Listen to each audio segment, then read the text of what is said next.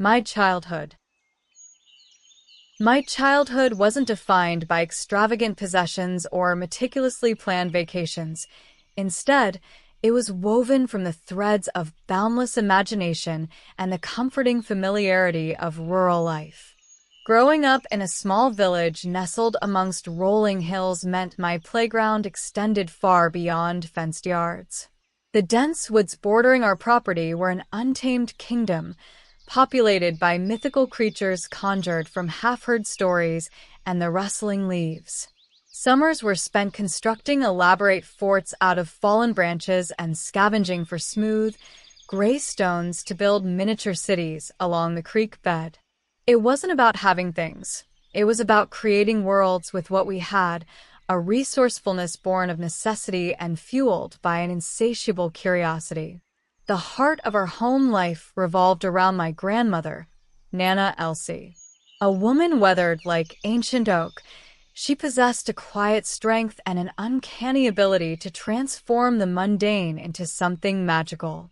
Her kitchen was a haven of fragrant aromas, baking bread, simmering stew, and the ever-present scent of chamomile tea. She wasn't one for effusive praise, but her subtle gestures spoke volumes. A perfectly ripe apple slipped into my hand, a meticulously mended tear in my favorite jeans, or the patient way she'd unravel complex knots in my fishing line. These small acts of kindness instilled in me a profound sense of security and an appreciation for the simple pleasures life offered.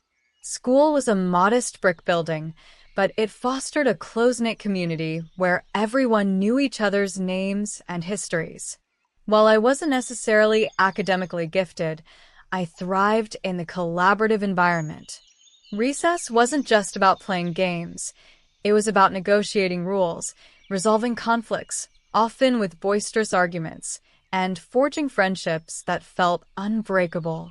The annual school play was a highlight, even though my role invariably involved being a tree or a particularly enthusiastic sheep. Participation, not perfection, was the prevailing ethos. However, childhood wasn't entirely idyllic.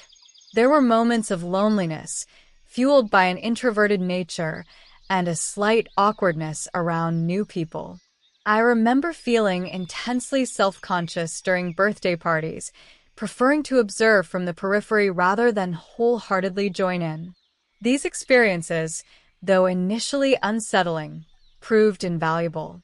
They taught me the importance of self-reliance, the power of quiet contemplation, and the courage to eventually step outside my comfort zone, lessons that continue to resonate with me today. Looking back, I realized my childhood wasn't about grand adventures or remarkable achievements. It was a period of gentle growth, shaped by the unwavering love of family, the freedom of nature, and the subtle wisdom gleaned from everyday experiences. It was a foundation built on authenticity, resilience, and an enduring sense of wonder, qualities that continue to define who I am and how I navigate the complexities of the world.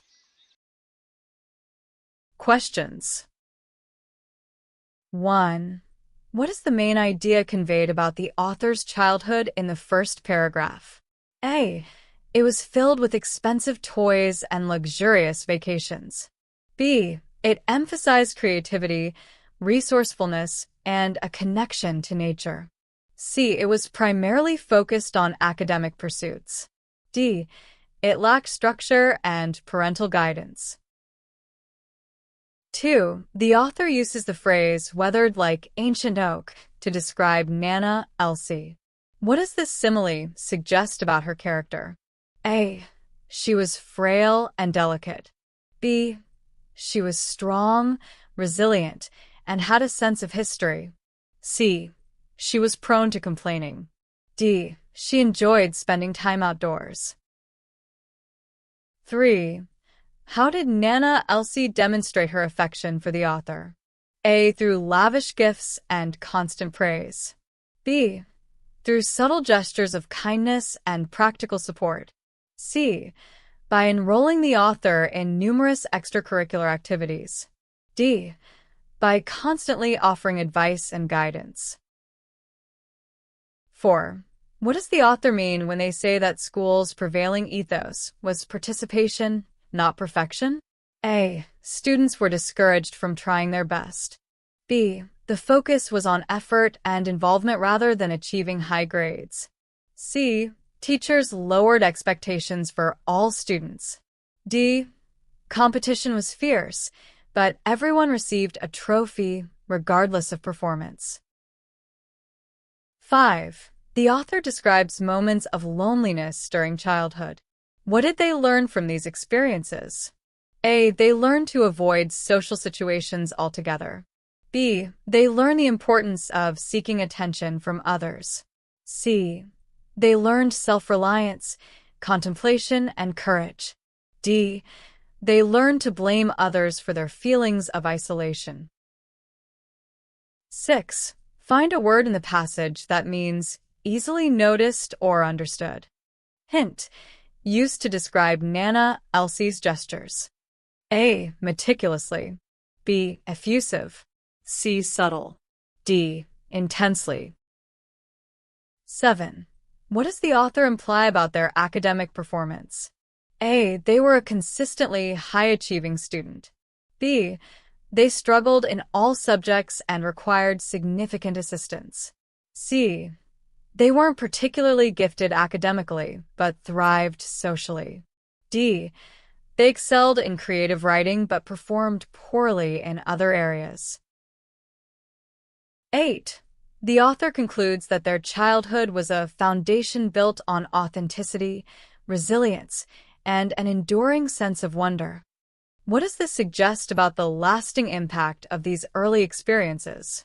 A. The author regrets many aspects of their childhood. B. The author believes their childhood shaped their core values and personality. C. The author is actively trying to distance themselves from their past. D. The author views their childhood as irrelevant to their current life.